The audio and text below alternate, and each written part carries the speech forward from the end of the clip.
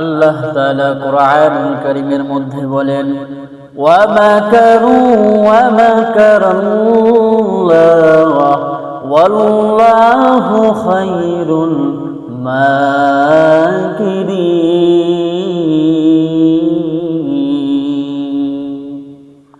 এই কালামে জিন্দা কুরআনে হাকিম হিকমতে উলা ইয়াজাল সুতুকাদিম জামিউল ইলমি ফিল কুরআনে হাকিম তাকাসুরাত আনহা ইফামুর রিজালি বখাল কুরআন কালামুল্লাহ বাশানু কদিমাস্তি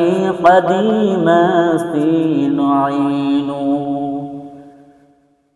আল্লাহ পাক রব্বুল আলামিন বলেন, কাফের বেঈমানেরা ষড়যন্ত্র চক্রান্ত করল,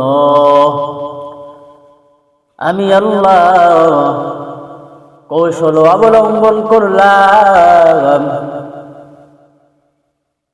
আমি আল্লাহ বড় কৌশল অবলম্বনকারী।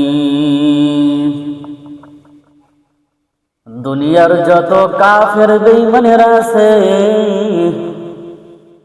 ইসলামের নাম নিশানা নিভাই দেওয়ার জন্য পাইতারা খায়।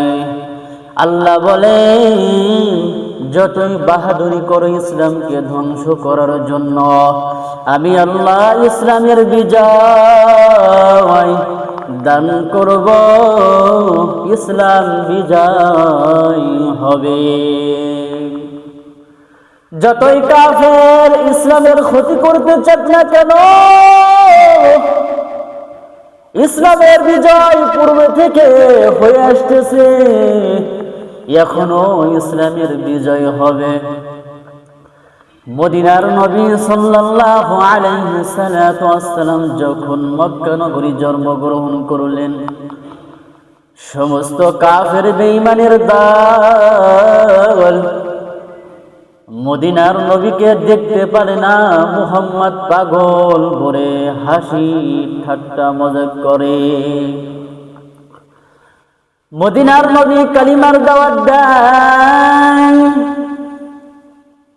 সমস্ত কাফের মদিনার নবীর শত্রু হয়ে যায়।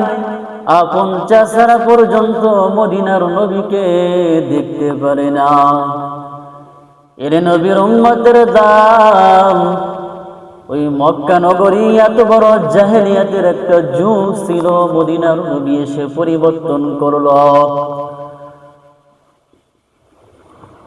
এমন অবস্থা ছিল মক্কা নগরীর মধ্যে, বাবা হয়ে জীবিত কন্যাকে মাটির নিচে দাফন করে দিত। মদিনার নবী সাল্লাল্লাহু আলাইহি সাল্লাম যখন আগমন করলেন, নারীদের সম্মান বৃদ্ধি করলেন। মদিনার নবী সাল্লাল্লাহু আলাইহি সাল্লাম যখন আগমন করলেন, ওই মক্কা নগরী কাবা ঘরের মধ্যে 360টি মূর্তির আগমন ঘটল। মূর্তি পূজারীরা তারা মূর্তি পূজা করে মক্কা নগরীর মধ্যে 360টি মূর্তি রাখলো। মদিনার নবী যখন আগমন করলো, তখন একটা মূর্তি ভাঙে, আর মদিনার নবী সাল্লাল্লাহু আলাইহি সাল্লাম বলেন, জাআল হক ওয়া যাহাকাল বাতিল ইন্নাল বাতিলা কানা যাহুকা। হক আসছে, সত্য আসছে, বাতিল দুর্বৃত হবে। হক আসছে, বাতিলের পতন হবে। এই বলে বলে মদিনার নবী সাল্লাল্লাহু আলাইহি ওয়াসাল্লাম মূর্তিগুলোকে ভাঙতে লাগলো।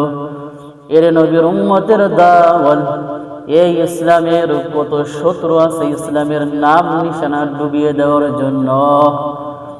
আল্লাহ বলেন, রে গোলাম, যতই কাফের মুরতাদ বেঈমানের দলেরা ইসলামের ক্ষতি করতে চাক না কেন, আমি আল্লাহ ওই বদরের প্রান্তরে 313 জন সাহাবীর মোকাবেলায় 1000 কাফেরকে পরাজিত বরণ করলাম।